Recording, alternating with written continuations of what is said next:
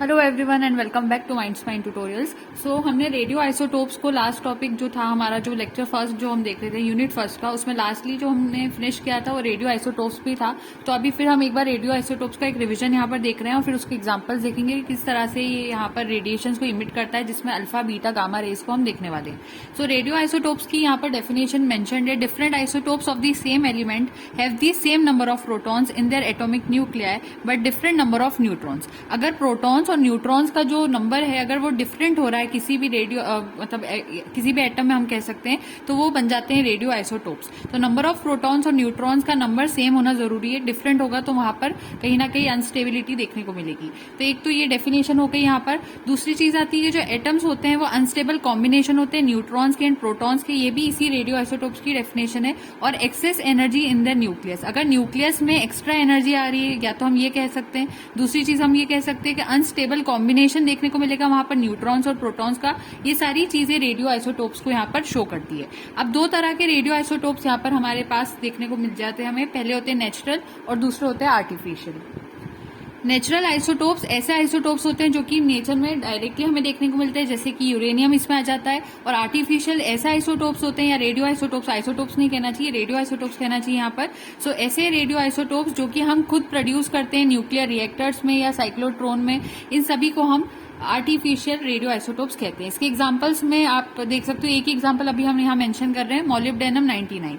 उसके बाद radio isotopes को अगर स्टेबिलिटी अचीव करना है तो उसके लिए वो यहाँ पर क्या शो करते हैं, वो रेडियो एक्टिव डीके को शो करते हैं। हर तरह के रेडियो आइसोटोप की अगर हम बात करें तो जो रेडियो एक्टिव डीके होता है वो उसका यूनिक तरह से ही होता है, और उसको मेजर करने के लिए उसको टाइम पीरियड के साथ मेजर किया जाता है, जिसको हम हाफ लाइफ कहते हैं। तो कभी भी किसी रेडियो आइसोटोप को मेजर करना है कि उसका कितना रेडियो एक्टिव डीके हो गया है, तो उसको हम कैसे मेजर करेंगे, हाफ लाइफ से मेजर करेंगे। एक हाफ लाइफ की डेफिनेशन, तो one half life is the time it takes for half of the unstable atoms to undergo radio active decay. तो ये पूरी डेफिनेशन यहाँ पर हमने मेंशन कर लिया। हालांकि प्रीवियस लेक्चर में ये सारी चीजें हम देख चुके थे, लेकिन ये यहाँ पर उसकी डेफिनेशन है। यहाँ पर जो अभी हमने बात पढ़ी कि प्रोटॉन न्यूट्रॉन का जो बैलेंस होना चाहिए, अगर वो डिस्टर्ब होता है तो अनस्टेबिलिटी आती है। Number of proton number of neutron के अगर इक्वल है तो स्टेबिलिटी रहेगी, और ये कुछ कंडीशंस यहाँ पर शोन है। इसके बाद सबसे पहला यहाँ पर एक एग्जाम्पल हम देख रहे हैं यहाँ पर रेडियो एक्टिव डीके के लिए C14 का। जैसे कि हमने पहले पढ़ा था, जो कार्बन 14 होता है, यहाँ पर अगर आपको दिखाई दे रहा हो तो हमने यहाँ पर बात की थी, जो कार्बन 14 होता है वो भी एक तरह का रेडियो आइसोटोप का फॉर्म होता है। जैसे कि कार्बन के 3 आइसोटोपिक फॉर्म्स कौन कौन से होते हैं वो भी हमें पता थे। एक अगर हम बात करें, नीचे कार्बन के जो एटॉमिक नंबर होते हैं तीनों कार्बन में 6 होंगे। उसके अलावा उसके ऊपर का जो एटॉमिक मास वाला पोर्शन होगा उसमें 12, 13, 14 तीन तरह के डिफरेंट फॉर्म्स होते हैं। उसमें से जो C14 वाला फॉर्म होता है, यहाँ नीचे लिखा है C14, बल्कि ये ऊपर आना चाहिए। तो जो C14 का फॉर्म होता है, इसको मैं यहाँ ऊपर ले लेती हूँ पहले तो, ताकि वो प्रॉपर रहे। तो C14 का जो फॉर्म होता है वो रेडियो आइसोटोप रहता है। इसका मतलब वो रेडियो एक्टिव डीके शो करेगा। और यहाँ पर किस तरह का शो करेगा, बीटा डीके। अब आपको ये पहले से पता होगा अल्फा डीके, बीटा डीके और गामा डीके क्या होते हैं और कैसे होते हैं, क्योंकि हमने जो लेक्चर फर्स्ट देखा था उसमें हमने ये सारी चीजें ऑलरेडी देख ली थी। तो अब यहाँ पर C14 और 6 को अगर हम यहाँ देखें तो जो प्रोटॉन होता है इसमें होते हैं 6, न्यूट्रॉन्स इसमें होते हैं 8। अब न्यूट्रॉन और प्रोटॉन इन दोनों में अगर हम बात करें तो यहाँ पर नंबर किसका ज्यादा दिखाई दे रहा है, न्यूट्रॉन्स का दिखाई दे रहा है, इसलिए हमने इसको इस तरह से यहाँ पर शो करा है। यानी कि यहाँ पर एक इम्बैलेंस है, इम्बैलेंस होने की वजह से हम कह सकते हैं अनस्टेबिलिटी है, और यहाँ पर रेडिएशन इमिट हो जाएंगे। अब ये 8 अगर न्यूट्रॉन्स है तो इन्हीं 8 न्यूट्रॉन्स को ही यहाँ पर कम करना होगा। प्रोटॉन्स ऑलरेडी यहाँ पर कम है तो हम यहाँ पर न्यूट्रॉन्स को कम करेंगे। तो अब यहाँ पर क्या हो रहा है कि जो न्यूट्रॉन्स है वो एक्सेस में है, इसलिए उनको ही यहाँ पर स्प्लिट करेंगे, या फिर हम कह सकते हैं ब्रेक करेंगे। तो 8 न्यूट्रॉन्स में से एक यहाँ पर से माइनस होगा, जिसकी वजह से 8 - 1 होता है 7। ये तो क्लियर हो गया। अब ये जो एक यहाँ से स्प्लिट हो रहा है, ब्रेक हो रहा है या बाहर जा रहा है, एक्स्ट्रा वाला जो यहाँ पर कहना चाहिए न्यूट्रॉन था जो यहाँ से जा रहा है, वो यहाँ पर स्प्लिट करता है। अब ये एक न्यूट्रॉन किस तरह से स्प्लिट करता है, एक तो पॉजिट्रॉन बनाता है, दूसरा वो नेगेट्रॉन बनाता है, और थर्ड चीज जो वो बनाता है उसको कहते हैं एंटी न्यूट्रिनो पार्टिकल। तो एंटी न्यूट्रिनो तो अभी हमारे लिए इतना इंपॉर्टेंट नहीं, इसको अभी हम यहाँ पर इग्नोर करेंगे। तो बस इतना याद रखना। तो ये जो एंटी न्यूट्रिनो पार्टिकल है इसके बारे में सिर्फ इतना यहाँ पर मेंशन है कि जब भी न्यूट्रॉन जो रहेगा वो स्प्लिट करेगा तो ये रिलीज होता है। इतना आप समझ सकते हो यहाँ से। अब मेन बात पर आते हैं, ये जो रिलीज हुआ था 2 चीजों में, एक पॉजिट्रॉन और दूसरा नेगेट्रॉन, इसको समझते हैं। अब एक पॉजिट्रॉन जो रहता है वो किस तरह का रहता है, उसकी प्रॉपर्टीज क्या होती है। पहली, इसमें जो मास होता है वो पाया जाता है, और इसका जो मास रहता है वो प्रोटॉन के इक्विवेलेंट होता है। अब हमें ये पहले से पता है प्रोटॉन क्या होते हैं, न्यूट्रॉन क्या होते हैं और इलेक्ट्रॉन्स क्या होते हैं। तो यहाँ पर ये बना क्या है, पॉजिट्रॉन बना है। और पॉजिट्रॉन किसके इक्विवेलेंट मास को देखते हुए होता है, प्रोटॉन के मास के इक्विवेलेंट होता है। इतनी बात हमें यहाँ समझना चाहिए। दूसरी बात यहाँ पर होती है कि इसमें प्लस चार्ज पाया जाता है, क्योंकि प्रोटॉन जैसा है कहीं ना कहीं, तो चार्ज भी पॉजिटिव होता है। उसके बाद यहाँ एक जो नेगेट्रॉन पार्टिकल रिलीज हुआ, इसके कोई मास नहीं होता, क्योंकि कहीं ना कहीं इलेक्ट्रॉन जैसा होता है। तो इलेक्ट्रॉन्स में जो मास होता है वो भी उनका नेग्लिजिबल होता है, इसलिए हम यहाँ पर नो मास लिख सकते हैं, इसको नेग्लिजिबल भी कह सकते हैं। उसके अलावा चार्ज इस पर कैसा होता है, इस पर -1 चार्ज होता है या माइनस चार्ज देखने को मिलता है, या हम कह सकते हैं नेगेटिव चार्ज होता है, जो कि चार्ज किसके इक्विवेलेंट होता है, इलेक्ट्रॉन के इक्विवेलेंट होता है। और इसका जो पॉजिटिव चार्ज है वो किसके जैसा होगा, वो प्रोटॉन जैसा होगा। So this is equal to a proton, ये प्रोटॉन के इक्वल होता है। और यहाँ पर इसी वजह से हो क्या रहा है कि इसमें मास है, और यहाँ पर अगर हम देखें तो ये -1 तो यहाँ से हुआ, यानी ये जो न्यूट्रॉन है वो किस में बदल गया, कहीं ना कहीं प्रोटॉन में बदल गया। और अगर हम पहले की कंडीशंस चेक करें तो प्रोटॉन ही कम थे, न्यूट्रॉन ज्यादा थे। इस वजह से क्या होगा, ये जो +1 यहाँ पर बना है वो इस 6 में ऐड हो जाएगा। तो 6 + 1 यहाँ पर कितना हो जाएगा, 7 हो जाएगा। और 8 में से तो हम ऑलरेडी -1 कर चुके हैं, तो यहाँ पर दोनों कंडीशन 7 की हो जाएगी। इसकी वजह से यहाँ पर स्टेबिलिटी आ जाएगी। तो हम कह सकते हैं यहाँ पर कि ये जो 6 प्रोटॉन्स यहाँ पाए जा रहे थे उसमें +1 हो चुका है और वो 7 बन गए, और जो न्यूट्रॉन्स 8 थे यहाँ पर उसमें 8 - 1 7 हो चुका है। इतनी बात यहाँ क्लियर हो जाती है। तो उसी को हमने यहाँ पर स्टेटमेंट में लिख दिया है, 1n is less and 1p is more, therefore no mass change, but atomic number changes as it depends on number of protons। क्योंकि अभी यहाँ पर फिलहाल हुआ क्या, सिर्फ प्रोटॉन बढ़ गए, और प्रोटॉन क्या रिप्रेजेंट करते हैं, एटॉमिक नंबर को रिप्रेजेंट करते हैं। मास में तो खास कोई मतलब कहना चाहिए, मास की बात अगर हम यहाँ करेंगे तो वो किस तरह से शो करी जाएगी, न्यूट्रॉन्स और प्रोटॉन दोनों को देखते हुए। तो न्यूट्रॉन में तो कोई चेंज वैसे भी इतना खास नहीं आया, वही चीज को हमने इधर उधर चेंज कर दिया है। तो इसी वजह से यहाँ पर एटॉमिक मास में कोई चेंज नहीं आता, बल्कि एटॉमिक नंबर में चेंज आता है, जिसको हम यहाँ पर लिख चुके हैं। So atomic number changes as it depends on number of protons. इसी वजह से होता क्या है, पहले ये C14 के फॉर्म में था, इस कार्बन 14 से शुरुआत की थी हमने, C14, और वो कुछ इस तरह से था। तो ये C14 पहले अनस्टेबल था, और अब एटॉमिक नंबर इस 6 से बदलकर क्या हो गया, यहाँ पर 7 हो गया। और जब भी ऐसी कंडीशन आती है, जब एटॉमिक मास 14 होता है और एटॉमिक नंबर 7 होता है, तो अगर हम पीरियोडिक टेबल को रिकॉल करें यहाँ पर, तो वो कार्बन नहीं रहेगा, और बल्कि क्या बन जाएगा, यहाँ पर नाइट्रोजन में कन्वर्ट हो जाएगा। तो कार्बन जो कि अनस्टेबल था, इस फॉर्म में, कार्बन का स्टेबल फॉर्म कौन सा होता है, यहाँ पर 12 होता है, यहाँ 6 होता है, तो वो स्टेबल फॉर्म होता है। लेकिन अब वो 6 से बदलकर यहाँ पर 7 एटॉमिक नंबर बना चुका है, और इस वजह से ये चीज अब कार्बन नहीं कहलाते हुए नाइट्रोजन कहलाएगी, और वो स्टेबल बन जाएगी। तो ये स्टेबल फॉर्म तैयार हो गया यहाँ पर। साथ में यहाँ जो चीजें हुई थी वो क्या थी, एक तो पॉजिट्रॉन था जिसने क्या करा, यहाँ पर अपना एडिशन करवा लिया प्रोटॉन में। नेगेट्रॉन जो था वो सिंपली रिलीज हो जाता है, और जो एंटी न्यूट्रिनो पार्टिकल होता है वो भी यहाँ पर रिलीज हो जाता है। तो ये पूरी यहाँ पर रिएक्शन हमारे सामने दिखाई दे रही है, जो कि यहाँ पर परफॉर्म हुई होगी।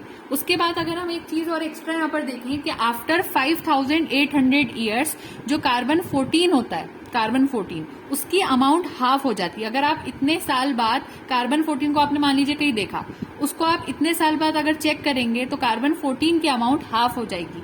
तो यहाँ क्वेश्चन उठता है कि वो जो कार्बन 14 की अमाउंट हाफ हुई, तो बचा हुआ कार्बन 14 कहाँ गायब हो गया, तो वो यहाँ पर नाइट्रोजन 14 के अंदर कन्वर्ट हो जाता है, जो कि एक स्टेबल फॉर्म होती है।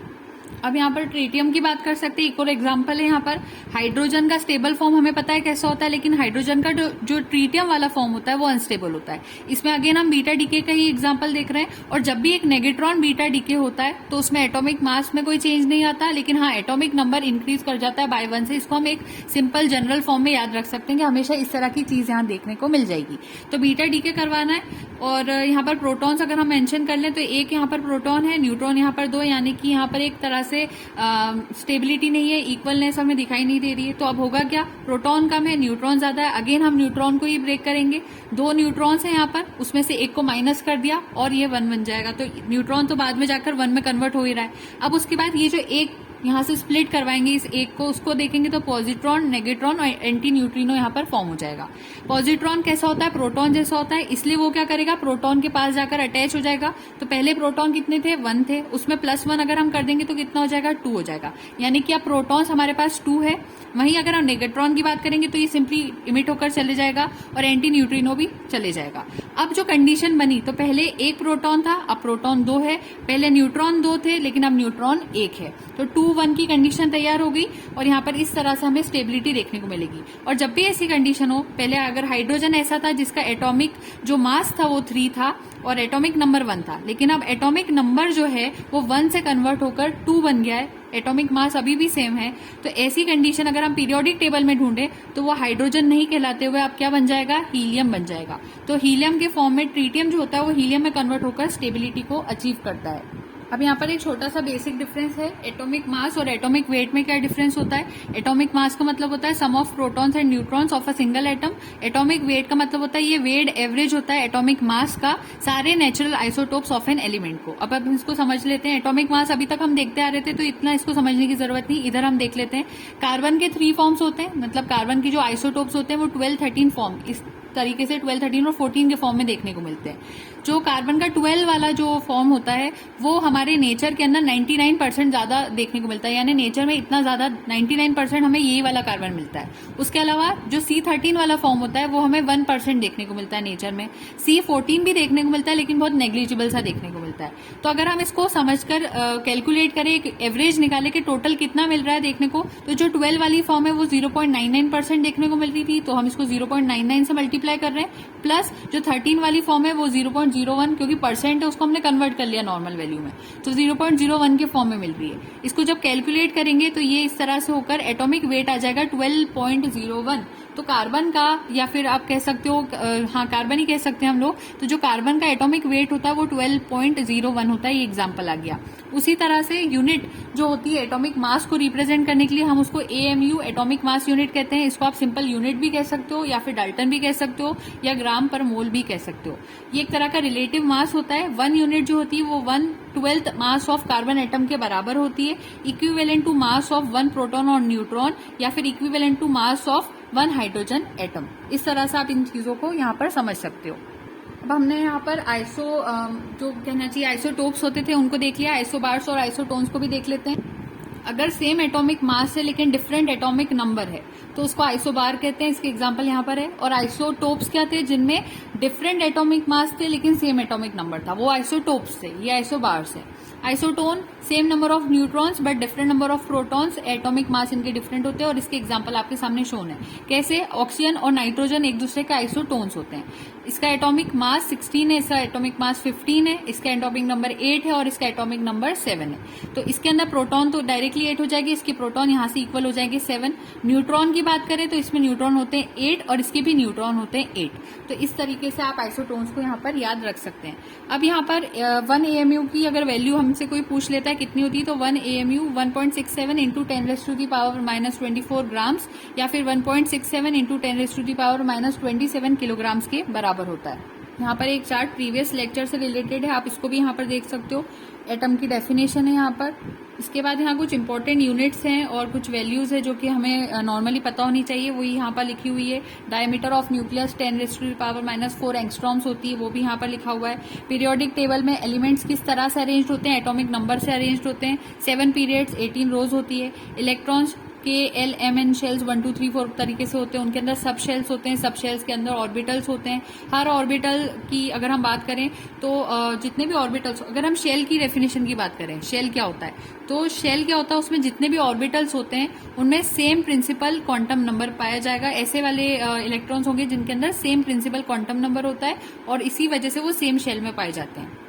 हम पहले शेल के अंदर डिटेल में जाने से पहले यहाँ पर एक कंसेप्ट और समझ लेते हैं कि अगर हमसे इस तरह का क्वेश्चन आ जाए, फॉर एग्जांपल अगर क्वेश्चन है कि ह्यूमन जीनोम जो होता है उसमें अगर 3 गीगा बेस पेयर है, अब GBP लिखते हैं, उसको मैंने यहाँ लिख भी दिया, जिन्हें नहीं पता गीगा बेस पेयर कहते हैं, तो 3 GBP है यहाँ पर ह्यूमन जीनोम में।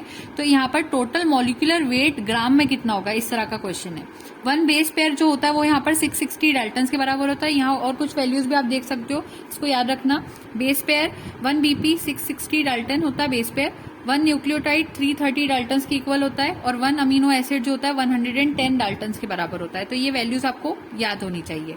तो अब हम यहाँ देख रहे हैं, हमसे क्वेश्चन में क्या पूछा गया है कि 3 गीगा बेस पेयर के अंदर कितने ग्राम्स मॉलिक्यूलर वेट पाया जाएगा। ये वैल्यू तो हमें याद होगी, 1 बेस पेयर में 660 डाल्टन्स होते हैं। और एक चीज और क्या बताई इन्होंने कि गिवन क्या है, हमारे पास बेस पेयर्स कितने 3 तो है, लेकिन गीगा का मतलब 10 टू द पावर 9 को हम मल्टीप्लाई कर देंगे तो ये इतने हमारे पास वैल्यू आ गई। तो 3 into 10 to the power 9 base pair आ गया। ग्राम हमसे पूछे गए हैं। अब सबसे पहले ये जो बेस पेयर है हम इसको किस में कन्वर्ट करेंगे, डाल्टन में, क्योंकि एक वैल्यू हमारे पास और है। तो बेस पेयर को अब हम किस में बदल देंगे, डाल्टन में बदल देंगे। तो बीपी से डाल्टन की तरफ जाना है तो क्या करना होगा, 3 इंटू 10 टू द पावर 9 जो है उसको हमें 660 से मल्टीप्लाई करना होगा तो वो डाल्टन में आ जाएगा। अब डाल्टन से हमें किस में जाना है, मेनली हमें पूछा गया है ग्राम में। तो डाल्टन से ग्राम में जाने के लिए हम क्या करेंगे, ये जो वैल्यू यहाँ पर आई थी 3 इंटू 10 टू द पावर 9 उसको 660 से हमने मल्टीप्लाई किया था। अब उसको और फर्दर यहाँ पर मल्टीप्लाई करेंगे, क्योंकि अगर हम बात करते हैं एक डाल्टन के अंदर कितने ग्राम्स होते हैं तो वो किसकी इक्विवेलेंट होते हैं, 1.67 into 10 to the power -24 grams के इक्विवेलेंट।